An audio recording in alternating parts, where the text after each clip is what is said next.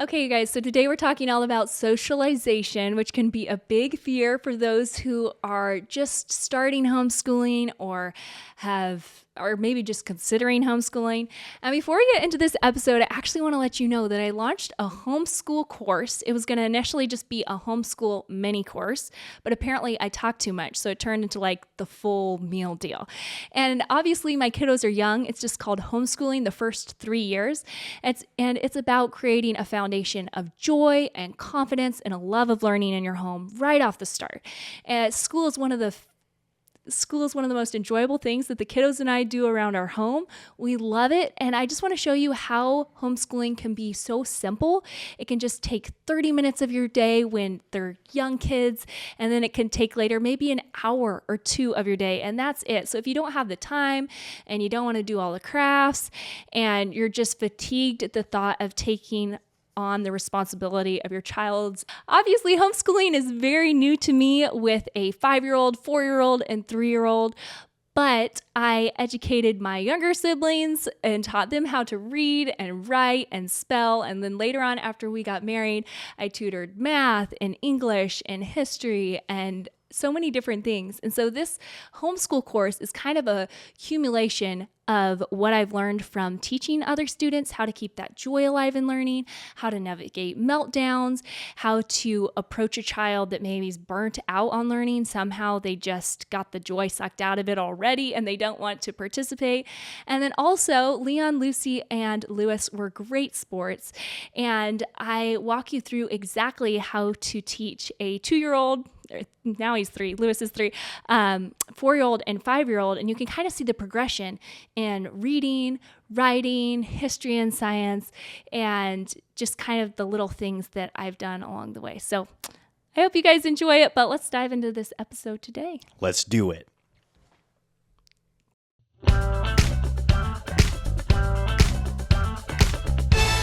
The Now That We're a Family podcast. Okay, so we decided to shower before we did the podcast tonight, and I just feel like we need to mention it because, sorry, Elisha looks like, suave Sal over there. Sal. Suave Sal. Which number of models was he that you dated? Suave Sal. Oh, man. And then I just look like I don't care, but I do care about you guys a lot. I put on my pink lip gloss for you, so it is very cozy to be here after the shower.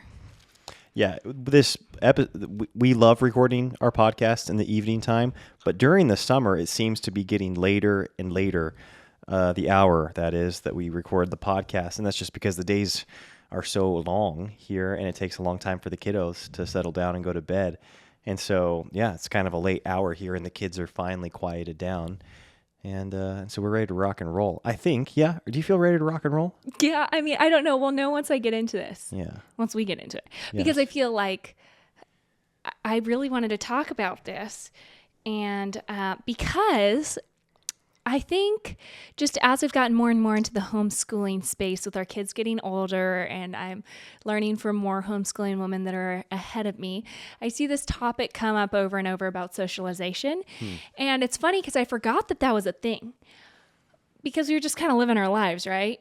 And then it's just come to my attention like that's still a thing. Like people still lump homeschooling and socialization as these things where if you do one, you kind of get a certain outcome with the other, or there's a greater potential to get maybe an odd child or a child that doesn't know how to communicate with the outside world. And because it was definitely that way when we were kids growing up. Did you feel like your parents got that question a lot?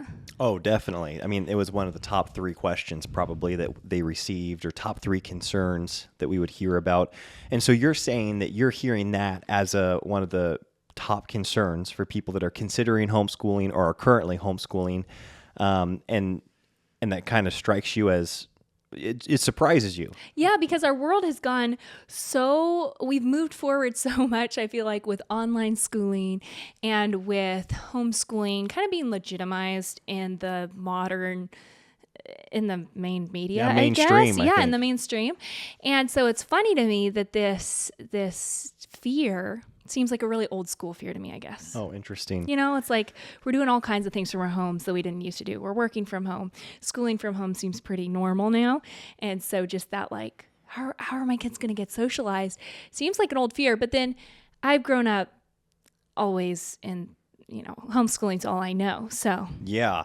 I don't know what fear I would have if I'd never embarked on this. Yeah, I feel the same way because I grew up homeschooled. All of my siblings were homeschooled for the duration of all of their primary schooling, and that's just what I knew. All my siblings were that way.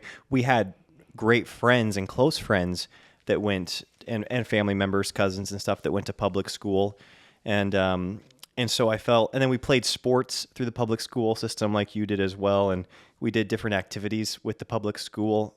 But the bulk of my experience and I guess exposure to learning and to curriculum and to academia was through the lens and through the realm of homeschooling. And I'd say the primary I guess lens through, or the primary context of socialization was through homeschooling.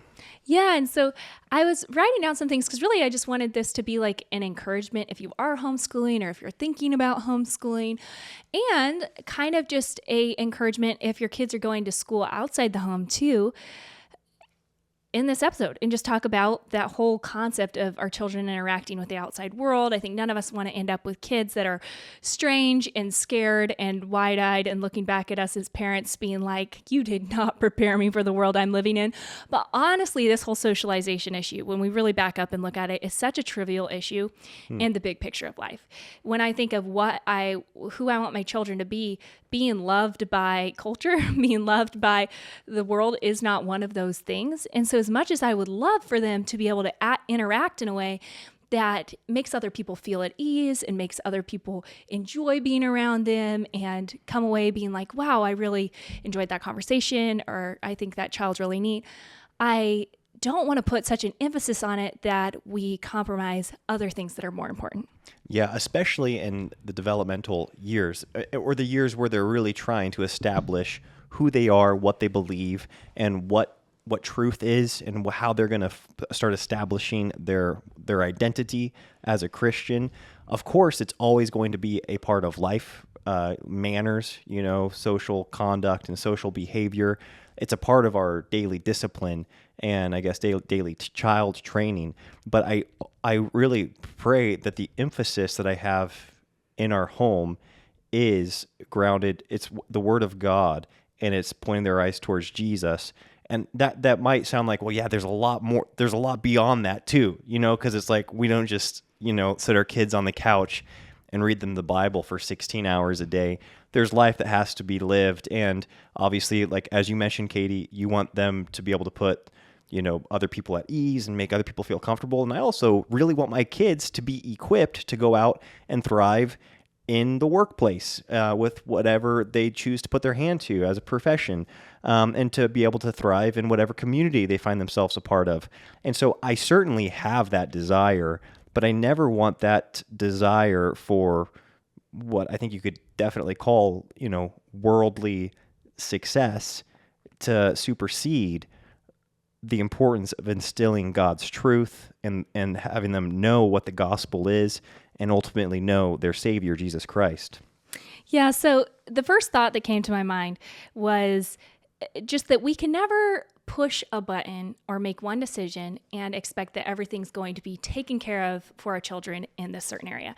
So I think sometimes we look at, schooling outside the home or schooling inside the home, and we as parents say, okay, well, if I school my children inside the home, then they aren't going to have to deal with the influences or the negativity or the world, right? I'm going to just protect them. And that's a false thing too, because our children are not just completely protected in our homes. They're going to have to, one, function in the outside world, but two, there's going to be so many things that we need to be in tune with as parents. Stuff comes in, and we don't want to have this naivety that our kids aren't going to get exposed to stuff if they're in our home, because they will be exposed to stuff. And then on the flip side, I think it's just as naive to think, oh, we're going to send our kids to an outside school, and by hanging out with a bunch of peers their same age, they're going to know how to interact with society in a healthy way. that makes them contributors to society. Like, that's not how it works. I don't know if you've gone to a middle school recently or a high school recently. I just go to parks, and I tell you what, it is not, I'm not thinking, wow, these kids are really sharp. Like, I just, it's, if we see a child that can look someone in the eye or listen or ask questions or is a good conversationalist, it's not because they were hanging out with a bunch of 12-year-old boys on a bus talking about Nintendo and, the female anatomy. Like, that's just not how it works. Is that what they talk about? Sounds like you've been in on those conversations. I feel like I've heard what your conversations were. No. Or the conversations you overheard as a 12-year-old. Sure. Yeah, it is kind of funny well, I think I have a hard time a little bit with this premise, even, and this probably really shows that we were homeschooled, because I so don't relate with the fear maybe, or with the concern. And so I always assume, like, well, I guess I know for a fact I was sheltered and lived in a bubble for much of my life, and said many embarrassing things out of naivety. You didn't know what you were saying or referencing. Or that's had really no happened. clue what the conversations were in the locker room, when they were, and was made fun of for it in the moment and after the moment. And it's not like, it just was what it was. I didn't hate myself for it. I just saw it for what it was. I was like, yeah, I live in a different world than the majority of these people, but I also knew what I was pursuing and what I was about. And so I never held on to it as like bitterness. And I don't think it ever hindered me from having healthy friendships with people. And I still say things to this day that, like, I mean, I think that's kind of the ironic part, is that I'm 31 now, and I would hope that I am much different than the average worldly 31-year-old when it comes to the things they're referencing, or Yeah, the exactly. things that they've experienced. Lord willing, you haven't experienced those things and have a naivety to what they're even referencing. Yeah, I want there to be an element of me having no clue what the current references are and what the double entendres are of this day. Like, I like that. I like naivety in that area, and I grew up with that. And I don't take pride in it. I don't take self-righteousness in it, but I do take almost an element of peace in it. Just not knowing so much of what people might consider to be common knowledge in our day and age. And I know that that's kind of a different vein from general socialization. But I say that to say that the fear is almost like a non-starter for me, because I don't even know what the reference point is. Like, I don't know what the standard is that people are shooting for. And I think I know what it is. Yeah, let's hear it. Okay, so like, just on that point of, like a bunch of 12-year-olds talking on a bus or something, like, if you meet a child or a young adult that looks you in the eye, that shakes your hand, that listens to you, that can engage in conversation with peers and adults, and has a general respect for just people, someone in their life has cared enough to teach them that. And it's always a parent or someone close to them. It is not culture. And I think that that's kind of what I want to point out in this, is that it doesn't matter where they've gone to school. It matters who's been intentionally teaching them those skills. And I'm sure there's a kid here or there that's self-taught because they care enough, and maybe they read books about someone who could put people at ease in conversation, and that was a goal that they had or something like that. But it's never just straight up culture that is teaching our children how to respect authority, how to communicate, how to be interested in someone else instead of just themselves, how to treat anybody with respect instead of just looking at what you can get from them. And so if we're sending our children to school, I just don't want, if our listeners, I'm sure, I know there's a vast majority of you that send your kids to school, and I just don't want this lull to sleep, I guess, of, I'm sending them to school, and so their socialization is taken care of, and I don't want to think that at home either. Like, they're at home. I can clearly function in the outside world. My kids are going to grow up to be able to function in the outside world. Yeah.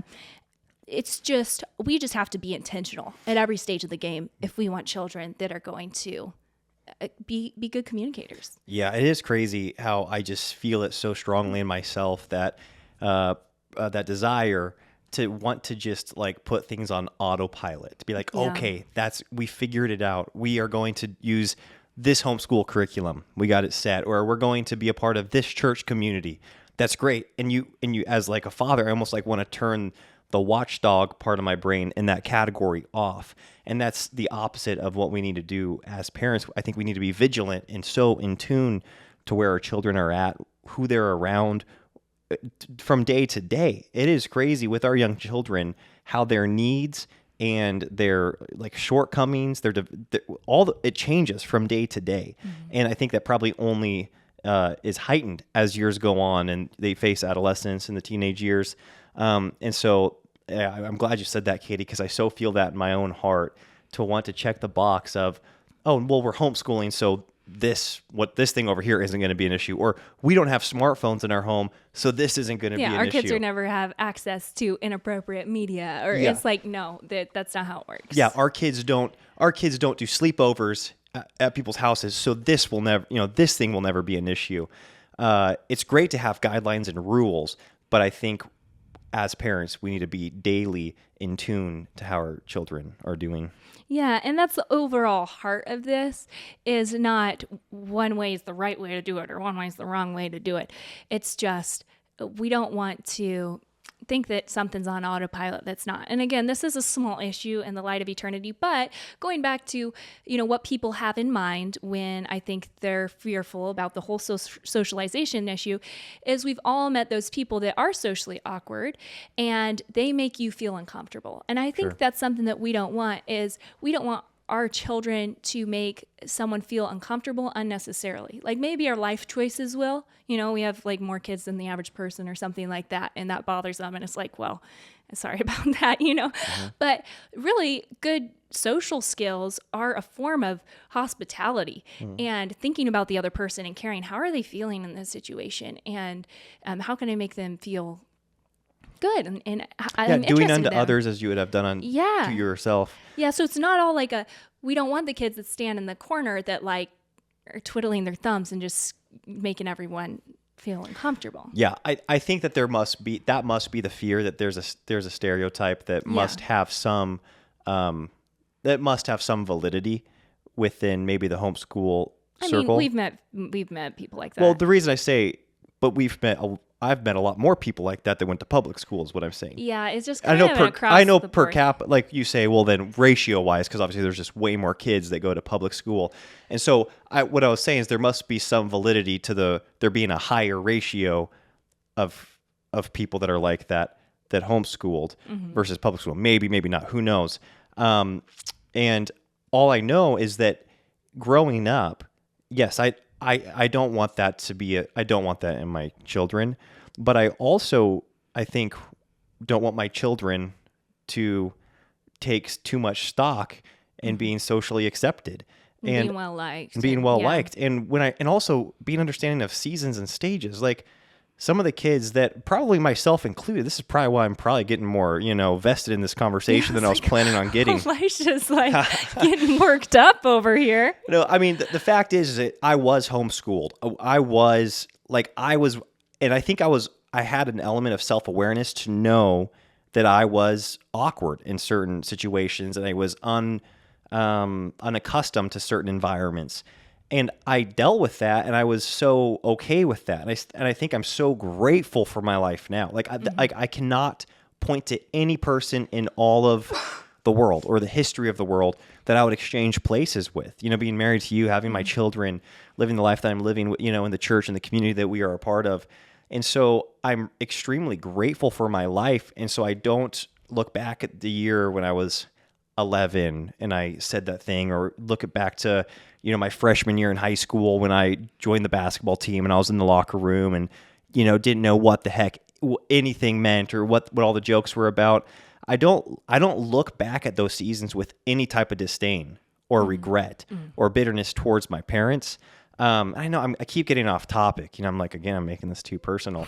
But with the whole social awkwardness thing, there's also just seasons. There's just seasons where people are awkward, and there's seasons where people are going through changes. And I don't know, as a parent, I just want to be patient with my kids, and I don't want to I guess a lot of times when I hear parents talk, and I'm monologuing way too much here. No, you go. When I hear parents You with go. this concern, I just think they're still way too concerned with their own perception and how they're perceived more so than the soul of their child.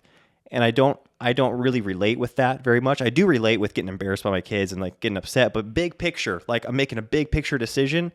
I don't want how I'm perceived by the world to start informing and like how I'm going to make decisions from the well-being of my children.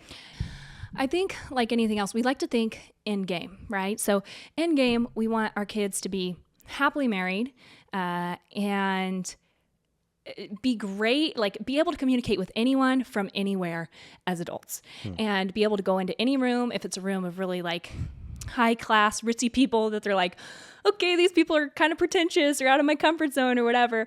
Or maybe someone they meet on the street that is, had a way harder life than they have and has experienced a ton of things that maybe they haven't come across with, and be able to just rise to that occasion and be able to communicate with that person and make them feel at ease. And I think that's my goal, having adults that can do that.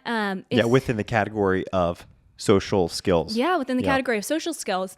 And if they're, the weird ones in high school, I'm totally fine with that. Yeah. I don't want them to be, struggling with social skills as adults. But if they're going through seasons where the peers that they're around are not appreciating that they aren't cool, they aren't in on all the stuff. Again, I went through that too in high school, and actually I had an incredible experience because it was hard like our freshman year, but the next 3 years, all the girls on our volleyball team were so protective of us, and they'd always, there'd just be YouTube videos on the bus or whatever, and they would be like, don't show that to the Johnson girls, they won't appreciate it. Or, the Johnsons don't even know what we're talking about. But we were so accepted and so loved by the group. And I know it was a really incredible situation, but I think we felt really confident being different. We knew why we were different. And it wasn't that we couldn't laugh and joke and have a good time, but we just knew that we weren't going to ever like be in the really in crowd. And that was totally okay. And we had our friends outside of that. And it wasn't all bad. And now I feel like I can have conversations from anyone from any walk of life. And I'm interested in their life, and I want to hear from them, and it doesn't make me uncomfortable that someone doesn't share my belief system or didn't grow up the same way. So ultimately that's what I want for my kids, and there's going to be awkward moments along the way for sure. Yeah. Regardless of where they're going to school, right? Like if they're in a public school system, they're going to know that they're different. They're different from culture anywhere they are. We're a peculiar people, and that doesn't mean we're just strange for the sake of being strange. Yeah. It should be because of whose we are. And that's what people should notice. Not like, well, they're just oddballs because they just can't function as adults. It's like, no, we're odd because we just have a completely different set of desires. Yeah. Mantras that kind of went around our home during my younger years. And this actually also plays into a little part of, I think, my experience with socialization. And that is, even though we homeschooled, because we traveled around and played music, we were probably in, maybe 200 or 300 public schools around the country where we'd go in, we'd play at their whatever their gatherings were, and we'd meet a lot of kids. And this was junior high or high school and elementary school. So elementary, junior high, and high schools, we'd go around and play at those schools. And so I think I had a little bit of insight into that, coming from an outside into the inside. But something that my parents would always put on it was kind of a mantra when going to a performance or when having people into our home or when going to church, when going out into public. They always emphasized that we were to make others be first, put others first, put others' comforts first, make it about others, be people that are giving. Energy givers was a huge thing that my dad would say. He's like, I want energy givers, not energy takers.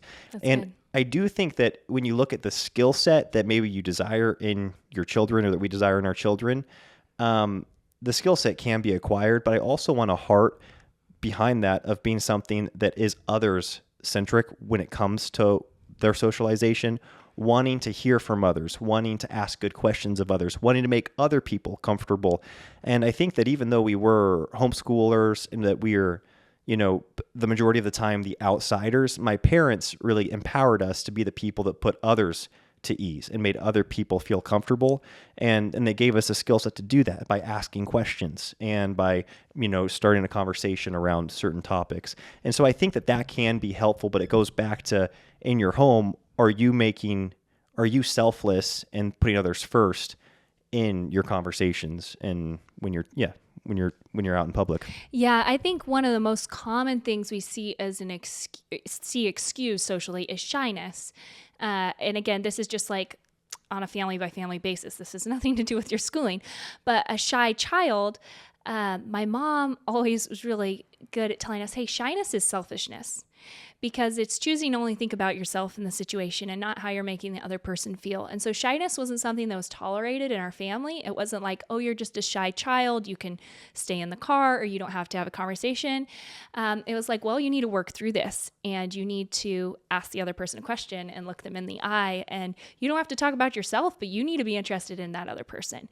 And so I think that's something that we can kind of excuse as a personality trait, or this, I don't know, we kind of elevated on this pedestal as something that we don't have to address as parents, but shyness can really be a heart issue.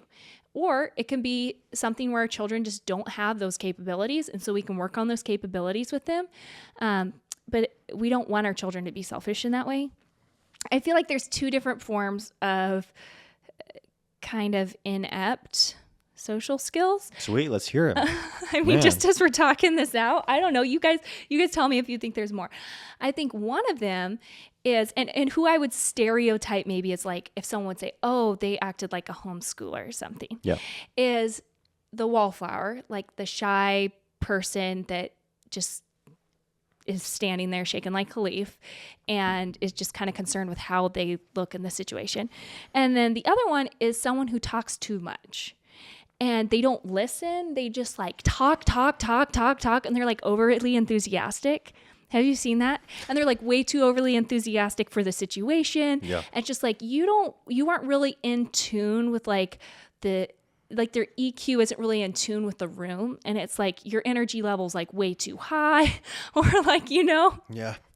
Man, your EQ, your emotional quadrant. Okay. Emotional intelligence. EI? I'm pretty sure it's called your EQ. Yeah, I think it's your emotional quadrant, right? Quotient. Quotient? Is that what it's called? Quotient? But it could be quadrant, but it's actually quotient. I've got 4 parts to my emotions. So, yeah. But I like it. So we practice these things in our home.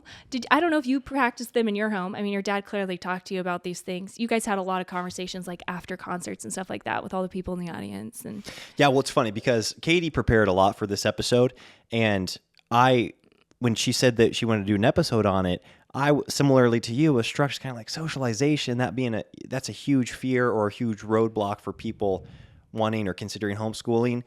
And so I feel so removed from that conversation or that topic. I Googled like just a generic a few Googles of like, okay, what are the basic social skills that people need?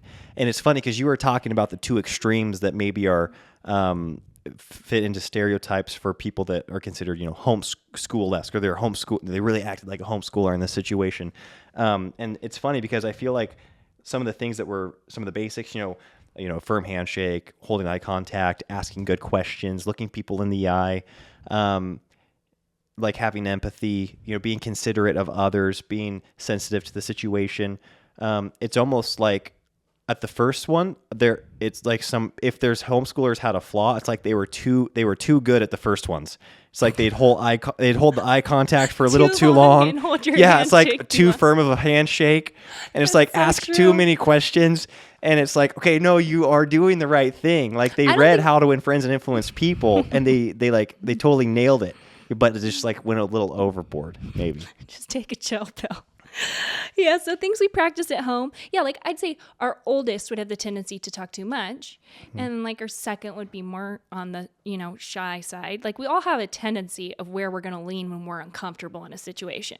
And I think putting our kids in uncomfortable situations so that they're comfortable being uncomfortable is healthy. And I think that a lot of that rests on us as the parent. Are we putting ourselves in situations where we're going to be a little bit outside of our comfort zone, or are we just kind of ducking and running anytime there's a social obligation? Like, I don't get energy from social situations. I'd prefer to just live in my house all the time. But it's really healthy to be out and engaging with other people and engaging in the body of Christ. And so some things we do are we practice at home. Elisha's really good at this, having the kids introduce themselves. We do things like, I'm trying to think here. Okay, I had something I was going to say. And Well, then we I give just them blanked. conversation starters. Yes, that's really big. Yeah, and they work on a new conversation starter like every week. We even do it at the Sabbath dinner sometimes. Where the good questions to ask people if they're Well, having a they hard say, time. yeah. So now they'll say, hey, I'd like to visit. And we're like, visit basically means I'm going to ask you questions. You're going to ask me questions. And they love to visit. And so they'll ask that at dinner time, especially if Elisha and I get off on a tangent and we're just like talking really back and forth back to each other. We'll be like, hey, I want to visit. I'll be like, so what's your favorite color? And it's really cute because they're like, that's how you start up a conversation. Yeah. And it's fun to see them do that with other people. So some ways that our kids socialize, because I get that we just have a pretty normally social life. We don't have to seek out social engagements. But maybe if you're considering homeschooling and you're thinking like, well, my kids get their social activities at school. Like, how would I start that if we're just at home? Some ideas are the kids always play after church with all the other kids. So we all go stand outside the church and all the kids just play and run around, which is really fun. We have families over for dinner, probably on a weekly or bi-weekly basis. And I'd say this is a really big one because children are learning to interact with peers and they're also learning to interact with adults. Yeah. And I think that both those things are really important. And they're learning that, hey, there's a difference with how you treat an adult and how you treat a child, which is a really rare thing in our culture because everyone's so casual. And that I'd say we go to other people's homes for events, for parties and birthdays and 4th of July. And again, this requires reaching out and creating friends as adults. I think a lot of people are really isolated and friendly because we aren't hosting people and we aren't having people over to our homes. We expect everyone else to reach out to us. The kids and I go to the park a lot and meet friends there, or we just go to the park and I get to see the kids interact with all the other kids there. Now that's, again, a great opportunity for them to interact with people who aren't growing up the same way, who say different words. Leon's always saying, that was a very strong word. We don't say that word. It's a very strong word, which I love. He's really on me. Like anytime I've said hate or something, he goes, Mama, that is too strong of a word. I'm like, you're right. But I'm able to like see that and be there and hear what the kids are talking about. And when it gets like way too crazy, because for some reason kids, I don't know, the kids at our park just say the worst things. It's just like, all right, guys, we're going home, you know? And then we have neighbors come over to our house. So we have neighbor kids over at our house very consistently during the week. But again, they're on our turf and they don't have the same belief system. And we have different conversations because of that. You know, we had a little neighbor over that loves to play with our kids, and he was just going to a funeral of someone who had overdosed on drugs. And so we were able to talk about, you know, what are drugs and what's an overdose and how does that happen? You know, we have a child over that isn't living with his parents because they aren't able to take care of him. And so we're able to talk about that. And the kids are able to come in contact with situations that are really hard out there, but it's in the comfort of our home. And we're not only able to love on these kids while they're here in our home, but our children are getting exposed to, hey, not every child is growing up with what you get to experience. And then we travel a lot. You guys know that. We travel a lot to see family and friends. So those are some ways that we get out. And I'm not even talking about like soccer or co-ops or, you know, all the activities you can do. We just stay pretty busy socially at this point, just Yeah. with hospitality. You know, what's crazy is that I do think it really just comes down to the parents, public schooled or homeschooled, to the, not just the socialization, but the quality of the socialization and what your kids are learning and exposed to. And it is remarkable how Katie, you said you would prefer to be at home. I'm becoming such a homebody. Like, it is crazy how it takes effort, so much effort for me to go connect with other believers, to fellowship with other believers. I love church, but to really connect with other believers, I think just takes a lot of effort. It's genuinely going outside of my comfort zone. I'd be more comfortable just staying in my home, doing my life here. And I think that the more that we create those environments for our children, then the more we'll be able to see them thrive and grow in those areas. But it does take work and effort as a parent, but we need that too. Like, we need that for our spiritual development and our spiritual growth, and to be a part, a living part of the body. And even if it's not people that are a part of the body, like you said, it's healthy for you and I think, to have these neighbor kids over to hear that, that so-and-so hasn't seen his dad for 3 years because for whatever reason, oh boy, that is tough. And then so-and-so has, I don't want to get into the details of our neighborhood's, lives, but you just get to hear little insights into people's lives. And you're like, wow, there is a lot of hurt. There's a lot of trouble out there, troubling situations and topics that, we need to pray about. I want to very much love on these kids, but then talk with our kids through them all. And teach them, like, okay, what's it appropriate to ask about? What is it? You just give that topic space, and you don't ask those questions, or you don't, talk about it that way. And so you got to learn how to handle things like that.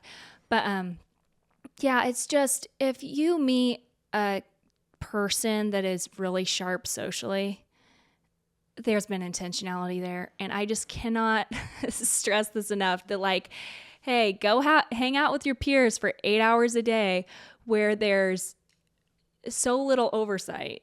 Yeah. And somehow come away with this life that, I don't know, you just don't see a lot of healthy individuals out there that are able to interact with other people well. And so there's just no box to check. And if it matters to us, then we're going to need to be the ones to take that upon ourselves. It's our responsibility, and teach our children in that, just like we're teaching them in every area of life. So I think we want to check the box, with Sunday school, and say, hey, we dropped our kids off at Sunday school, and they're going to just somehow turn out with a faith that is real and valuable to them. And like, yes, the Lord's faithful, but he gave our children, us as parents, to pour into them and teach them the gospel. And there's just no other person we can just sign off on and say they're going to take care of it for us. It's our responsibility. Yeah. Amen. All right. That's great. That was it. That was great. Awesome. Well, we're really thankful for you guys. And we had some incredible shares this week. I just want to thank you for those. One of you went and, I wish I had your name, but you went and designed these beautiful podcast shares and shared them in your stories. And it was just like, why aren't you doing that for us? Why aren't we paying you to do that for us every week? Katie showed me those, and I was like, these look awesome. Yeah, so good. So you guys, it is so sweet to us, and it's so encouraging to us to see what episodes stand out to you and to hear you sharing them with other people outside your sphere. I had some gal ask me today, she goes, how do you promote your podcast? She's like, you only mention it on Instagram once a week. I was like, honestly, our listeners promote it for us. You guys are the best. You just share it with like-minded families. And it's just so cool how many people Lord's brought into our lives because of this. So thank you guys so much. You're the best, and we're so grateful for you. Bye-bye.